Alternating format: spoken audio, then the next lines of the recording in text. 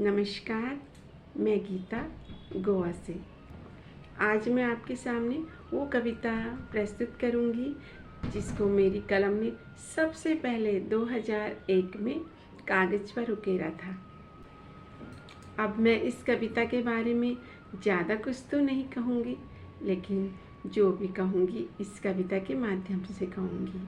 और सबसे पहले तो मैं उन लोगों से हाथ जोड़कर क्षमा चाहती हूँ जिनको मेरी इस कविता से ठेस पहुँचे। मेरी कविता उस बेटी की है जो अपने माता पिता का घर छोड़कर हजारों सपने संजोकर अपनी ससुराल आती है। वो सोचती है मैं एक भी गलती न करूँ ससुराल आकर। हर किसी को वो खुश रखना चाहती है, लेकिन कभी कभी किसी काम को करने में देरी हो जाती है तो बस उसका दिल न दुखे, इसीलिए मैंने ये कविता आप सबको सुनानी चाहिए। वो भी नई नई गृहस्थी में उतरती है ना, काम करने में वो इतनी एक्सपर्ट नहीं रहती, इतना जल्दी जल्दी हाथ नहीं चला पाती, फिर भी कोशिश करती है वो। हो सकता है कोई काम और समय पे नहीं करे, तो ध्यान रखिए आगे कभी भी उसको कोसना नहीं, अब शब्द नहीं कहना, क्योंकि उसका बहुत ही नाजुक दिल होता है। नई नई दुनिया में आती है, वो उस दुनिया के बारे में कुछ भी नहीं जानती, तो उसके दिल को कभी नहीं ठेस पहुंचाना। अगर आपसे कहीं गलती हो रही है तो उसे सुधार लेना, और अगर इस कविता से आपको ठेस पहुंच रही है तो फिर इसके लिए मेरे पास कोई शब्द नहीं है।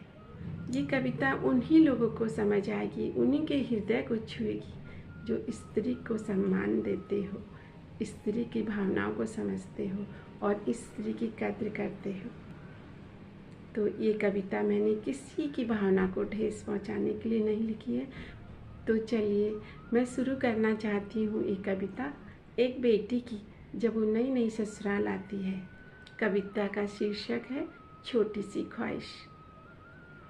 बस छोटी सी ख्वाहिश है, बस छोटी सी ख्वाहिश है, न समझो कोई फरमाइश है। बस छोटी सी ख्वाहिश है, न समझो कोई फरमाइश है। आए लक्ष्मी जब घर तुम्हारे, लक्ष्मीपति बन बांटना सुख दुख सारे। छोड़ आई है वो बाबुल का आंगन, याद रखना हर बेटी जब ससुराल आती है तो अपने बाबुल का आंगन छोड़कर आती है। पीछों में तड़पता होगा उसका भी अंतर्मन, खुद को बेहतर दिखाने को आंचल में छुपाती अश्रुओं को। नवजीवन के वो सपने संजो कर आई, कदापि न करना उसकी अवहेलना भाई। गर कभी पीहर याद आए, निवाला उससे गटका न जाए। भूल वस तुम तिलमिला न जाना, लक्ष्मी के नारायण बन फर्ज निभाना। नन्ही सी तो थी वो सबकी चहेती, तजुर्बा कम भरकश प्रयास करती। जब गृहस्थी की जिम्मेदारी आए, गर वक्त पर थाली न लग पाए। तुम कभी आग बबूला न हो जाना, नाजुक दिल को ठेस न पहुंचाना। जब बाहर जाना हो घर की आपाधापी में, गर कभी देर हो जाए कभी न उसको कोसना। नारी ने श्रेष्ठ देना सीखा है, हद पार सहन करना भी सीखा है। उसके निश्चल प्रेम और समर्पण को कभी कमज़ोर न समझना उसको, कभी कमज़ोर न समझना उसको। आज जहर का घूंट, आज जहर का घूंट गर पी भी लेगी, हृदय की टीस कभी मिट ना पाएगी। स्त्री को प्रिय है चरित्र और सम्मान, जाग चुकी वो अब मत करो अपमान। स्त्री तुच्छ नहीं, स्त्री तुच्छ नहीं, उसका सम्मान कर लो। उसके निस्वार्थ प्रेम से खुद को संवार लो, खुद को संवार लो। सच कहूँ स्त्री वो है जिसके लिए मेरे पास शब्द नहीं है। मैं अपनी अंतरात्मा की स्त्री को जानती हूँ। वो सिर्फ प्रेम करना जानती है और सिर्फ प्रेम चाहती है। वो कभी भी किसी से अब शब्द नहीं कहना चाहती। सच कहूँ मैं, हमने देखा है कई ऐसे पुरुष होते हैं, अगर उनकी पत्नी ने एक दिन समय पे खाना नहीं बनाया तो आग बबूला हो जाते हैं।